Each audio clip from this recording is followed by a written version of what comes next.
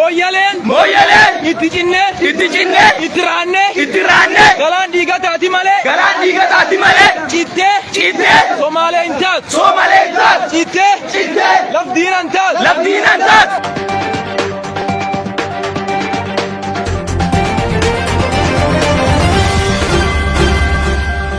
Oduu teenyaa jalqabaatiin naannoo Oromiyaatti hiriirri mormii jabaatee gaggeeffamaa jira jedhame. Aluma kanaan magaalaa Moyyaalee tan Somaaleeti jedhamu hordofee ganama irraa aanaalee naannoo Oromiyaa adda addaa keessatti hiriirri mormii gaggeeffamu irratti argama. Oduudhumaan wal qabatee fi daqiiqaa muraasa dura raadiyoon Itoophiyaa keessa jiru mirkaneesseen mootummaan naannoo Somaalee aanaalee 14 guutummaatti naannoo Oromiyaa irraa fudhatee jedhame. Gabaasa mirkanii daqiiqaa muraasa dura ba'ee fi hiriira mormii Oromiyaatti jabaatee bal'inaan isin biraan geenya. Oduu biraatiin konfiraansiin sirna nyaataa dhaabbata mootummoota gamtoomanii lammaffaan Finfinneetti gaggeeffamuu eegale. Konfiraansichaas Xaaliyaanii fi Itoophiyaatu waliin qopheesse. Abbaa sagantaa kanaa kan ta'an ministeerri muummee Itoophiyaa Abiyyi Ahmad achirratti ergaa dabarsaniiru bal'inaan dhageessu. Oduu biraatiin ministeerri muummee Itoophiyaa Abiyyi Ahmad abbootii gadaa Oromoo dabalatee namoota 50 gara Tigraayitti erguun dhaga'ame. Kunis waraanni Tigraay akka hin dhalanne TPLF kadhachuufi jedhame. Jaarsolee biyyaa ammaas marsaa lammaffaaf Maqaleetti imalan ni dhageessu. Oduu biraatiin poolisiin magaalaa Adaamaa du'a lammii Hindii magaalattiitti mudate qorachaa jiraachuu beeksise. Lammiin Hindii magaalaa Adaamaatti du'u imbaasiin Hindii Itoophiyaatti argamu ibseera. Gabaasa guutuu isin biraan geenya akkam jirtu daawwattootaaf hordoftoota Anolee Global Media. Oduu odeeffannoo keenya guyyaa irraa tokko jennee jalqabneeti jirra. Odeeffannoo keenya ijoo isaa amma dhageessan guutuu isaa isin biraan geenya. Haga xumura sagantaa keenyaatti dhaggeeffachuun yaada qabdan gara koomentiitiin nuuf barreessaa. Viidiyoon keenya namoota hedduu biraa akka dhaqqabuuf immoo like, share, subscribe godhuun dagatinaa isiniin jenna. Kallattumaan gara gabaasa bal'aattiin isin qajeelcha.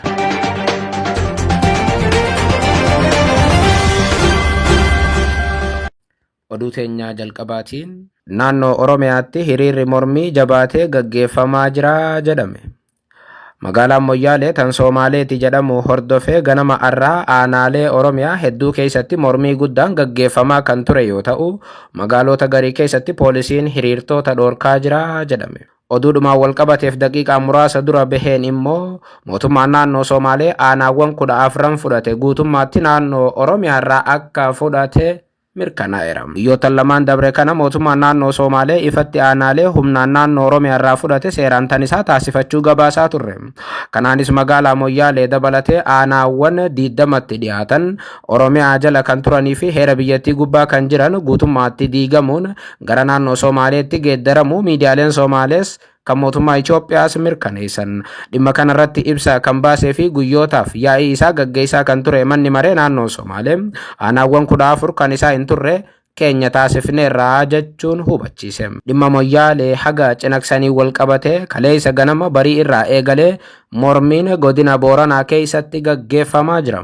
Anu kabachiisu lafti ishee ta guyyaa guyyaan nurra jirtu yaanu dhukkubsit Moyyaleen itti cinne ittiranne galaan dhiiga taati malee citte Somaalee hin taatu.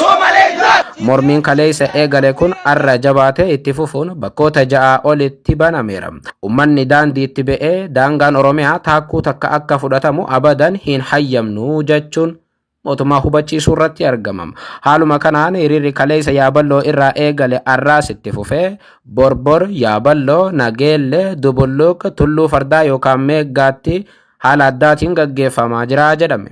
Hiriira arraatiin dargaggoonni Oromoo kumoota dhibbaan lakkaa'aman daandiitti ba'anii baqattoonni kabajaadhaan yoo jiraataniin ala naannoo Oromiyaa kutachuu hin hayyamnu jedhan. Moyyaaleen nuun cittee galaana dhiigaa taati malee cittee kan ormaa hin taatu kan jedhu dhaadannoo dargaggoota Oromooti. Dhaadannoowwan akka waliigalaatti kaleessa irraa eegalee haga ganama kanaatti dhageessifaman kumootaan kan lakkaa'aman turan. Isaan keessaa lafti teenya alaabaa lamaan hin bultu kan jedhu, lafti teenya mootummaa lamaanis hin bultu kan jedhu saamichi lafaa akka dhaabbatu ajjechaan Oromoota irratti qaamota hidhatan kan Somaaleetiin raawwatamu akka dhaabbatu cunqursaan lafaa Oromiyaa irraa akka dhaabbatu gurgurtaan lafaa mootummaa naannoo Oromiyaatiin raawwatamu akka dhaabbatu gaaffii Moyyaalee gaaffii Oromoo hunda akka taate daangaan Oromiyaa akka kabajamu Moyyaaleen wiirtuu diinagdee Oromoo akka taate dhimmi lafaa siyaasaa ol akka ta'e Moyyaaleen balbala Oromiyaa akka taate akkasumas balbalti Oromiyaa tun akka hin cufamne murtee mootummaan naannoo Somaalee dabarse cimsanii akka balaaleeffatan lafti abbaa malee abbeeraa akka hin qabne labsii mootummaa naannoo Somaalee baase labsii waraanaati jechuun ummanni waraanni akka irratti labsame hubachiiseera. Mootummaan naannoo Oromiyaa nu bulchus dhimma kana hatattamaan deebisa akka kennu gaafannaa jedhan dargaggoonni sagalee isaanii dhageessifatan. Labdiin antaat kanaaf mootummaan naannoo Oromiyaa mootummaan federaalaa hojjaa doon bulchin daangaa Oromiyaa anuu sararu anuu kabachiisu anuu eegu nu yaadibsan yaadu kubsan lafteen ka guyyaan kutan tokkollee deebiin argan kanaaf adoonteen bul daangaa keen aknuu kabachiisan iyyine umburkee jennee balaaleffan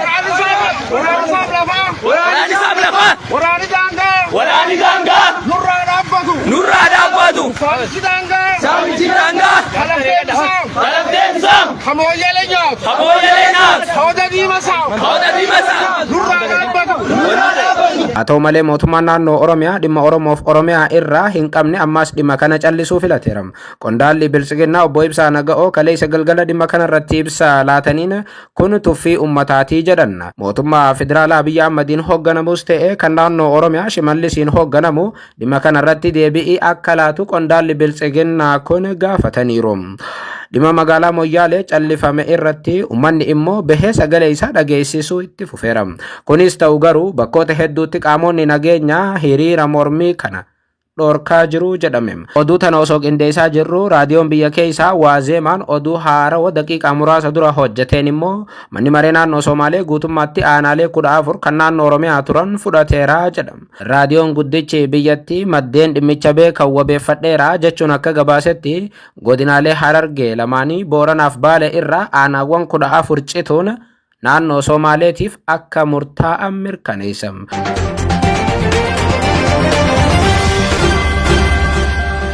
Oduu biraatiin konfiraansiin sirna nyaataa dhaabbata mootummoota gamtoomanii lammaffaan magaalaa Finfinneetti eegalame. Konfiraansii kanaas Itoophiyaaf Xaaliyaaniitu waliin qopheessee jedhame. Haaluma kanaan konfiraansiin sirna nyaataa dhaabbata mootummoota gamtoomanii Itoophiyaan keessummeessite bakka ministeerri muummee Itoophiyaa Abiyyi Ahmad, ministeerri muummee Xaaliyaanii Joorjiyaa Meelooniitii fi barreessituu itti aantuu dhaabbata mootummoota gamtoomanii kan taate Aaminaa Mohammad argamanitti gaggeeffamaa jira. Kana malees gargaaraa barreessaa olaanaa dhaabbata mootummoota gamtoomanii fi daayirektarri naannoo UNDP kan Afrikaa Ahuna Iziyaakona, pirezidaantiin Soomaaliyaa Hassan Sheikh Mahmudii fi pirezidaantiin Keeniyaa Wiiliyaam Ruuto dabrees ministeeronni fi qooda fudhattoonni addunyaa biroo hedduun sagantaa kanarratti hirmaachaa jiru jedhame. Biyyoonni bu'aa fi qormaata jijjiiramaa sirna nyaataa irratti gabaasa kan dhiyeessan yoo ta'u, gama biraatiin waadaa konfiraansii sirna nyaataa tokkoffaa Roomaa irratti galame guutuu irrattis guddina argame ni madaala akkasumas ammoo kallattiis ni kaa'uu jedhamee eegamama. Jijjiirama sirna nyaataatiif faayinaansii dhala xiqqaadhaan argachuu, madda faayinaansii filannoo fayyadamuu akkasumas immoo dandeettii faayinaansii biyya keessaa cimsuu irratti mariin ni gaggeeffama jedhamee eegamama. Ajandaan konfiraansii sirna nyaataa lammaffaa kana jijjiiramaa fi qormaata sirna nyaataa addunyaa irratti akka ta'e ibsameera. Abbaa sagantaa irraa kan ta'e ministeerri muummee Itoophiyaa Abiyyi Ahmad achirratti haasawaa taasiseera. Haasawaa isaaniitiin bulchaan Itoophiyaa birmadummaa nyaataa mirkaneessuudhaaf tarsimoo fi imaammata ifa ta'e bocuun hojiilee ce'umsa sirna nyaataa giddugaleeffatan raawwanneerra jedhan. Oomishaalee biyya keessaa jajjabeessuun kanneen alaa galan oomisha biyya keessaatiin bakka buusuu fi qonnaan bultoota sadarkaan jiran deeggaruun hojiilee hedduun hojjetamuu dubbatan Abiyyi. Sirni nyaataa hammataa fi waara'aa akka ta'u hojjetamullee haasoo isaanii keessatti kaasaniiru. Imaamanni nyaataa Itoophiyaan hojiirra oolchite qooda fudhattoota hunda kan hirmaachisedhaas jedhan. Sirni soorannaa lammiilee akka fooyya'u, sirni nyaataa madaalawaa fi birmadummaan nyaataa akka mirkanaa'u hojiilee jajjaboon hojjetamullee arra dubbataniiru.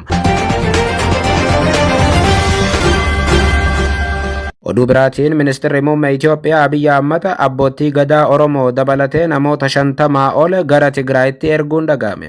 Kunis waraanni Tigraay akka hin dhalanne TPLF kadhachuufi jedhame. Qaamota of tuulan lamaan waraana waggaa lama tan keessummeessite Tigraay ammallee waraana biraa ulfaataa keessa akka seenuu dandeessu gabaafamu erga eegalee ji'oonni lakkaa'amaniiru.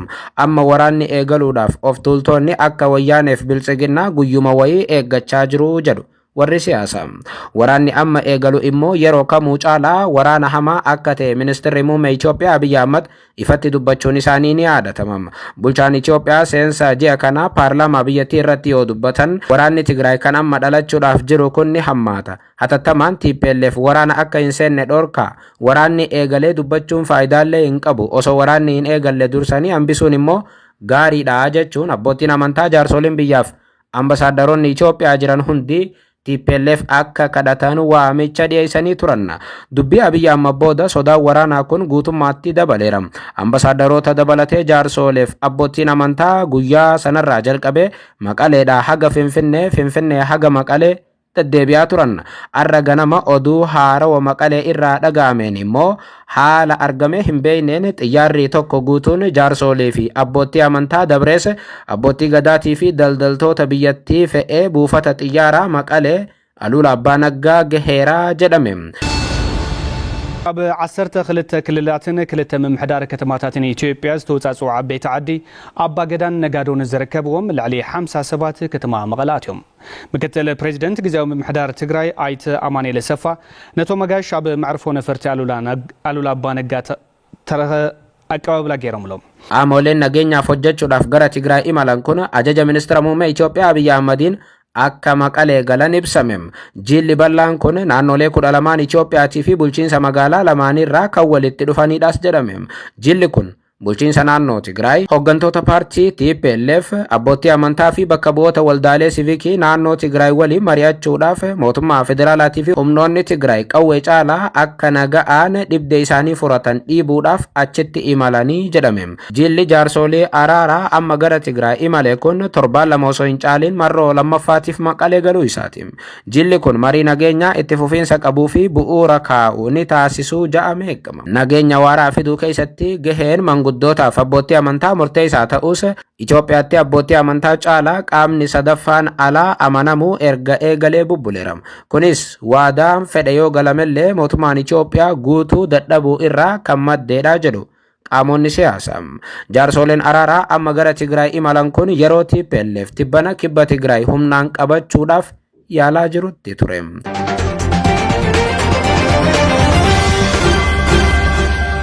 Oduu biraatiin Poolisiin magaalaa Adaamaa du'a lammii Hindii magaalattiitti mudate qorachaa jiraachuu beeksise. Haaluma kanaan dibbana lammiin Hindii magaalaa Adaamaatti du'ee argamu imbaasiin Hindii Itoophiyaa jiru hubachiiseera. Poolisiin magaalaa Adaamaa immoo du'a lammii biyya Hindii kan magaalattiitti sanbata dabre mudate kana qorachaa akka jiru hubachiiseera. Koomishinara Shawaayyee Dachaasaa ajajaan qajeelcha poolisii magaalaa Adaamaa du'aatiin lammii biyya alaa kun dhugumaan mudachuu Addis Istaandaard Dimaniru. Ka'umsaaf haala taateen kun itti mudate immoo qoratamaa jiru jedhan. Du'aatiin lammii Hindii kun mudachuun dhuguma. Amma garee qorattootaa tokko hundeessinee yoom akkamitti haala kamiin ajjeefame kan jedhu qorachaa jirra. Bu'aa isaatis dhumarratti uummata ni beeksifnaa jedhan Koomishinar Shawaayyeena. Imbaasiin Hindii Itoophiyaa jiru sanbata dabre ibsa baaseen lammiin Hindii Mr. NV Subbaraa'oo jedhamu magaalaa Adaamaatti du'uu isaa kan ifoomsee ture yoo ta'u reeffa Mr. Subbaraa'oo poolisii magaalaa Adaamaa argee kaasuus hubachiiseera. Ibsa isaatiin du'aatii lammii Hindii kanaan gadda itti dhaga'ame kan ibsa imbaasiin Hindii ka'umsa taatee kanaas aangawoota dhimmi ilaallatu waliin ta'uun hordofaa akka jiru hubachiiseera. Biyya keessas ta'ee kanneen biyya alaa jiraattan meeshaalee garaagaraa kanneen akka boorsaa, shiitii, jalbaaba, diriyaa, kopheewwan mimmiidhagoo yeroo cidhaatii fi sagantaalee garaagaraatiif oolan, shittoowwanii fi dibataalee garaagaraa bitachuu yoo barbaaddan magaalotaa fi suuqawwan garaagaraa irra deemuun hafee jira. Manuma keessan taa'aa meeshaa gosa barbaaddanii suuraa isaanuu ergaa. Nuummoo mana keessanitti isiniif finna jedha dhaabbanni Hafuutii online shopping. Kennaawwan garaagaraa bifa giiftitiin hiriyoota, maatii, haadha warraa yookaan abbaa warraa akkasuma kaadhimaa keessaniif erguu yoo barbaaddanis homa tokko hin yaadina. Lakkoofsa armaan gadii kanaan nuqunnama yookaan karaa telegiraama keenna Hafuutii online shopping jedhuun heloo nuun jedha. Teessoon keenna magaalaa Adaamaa yoo ta'u magaalota naannoo Adaamaa jiran dabalatee guutummaa biyyaatti tajaajilli keenna isin dhaqqaba jedha. Hafuutii online shopping filannoo keessan yeroo maraa.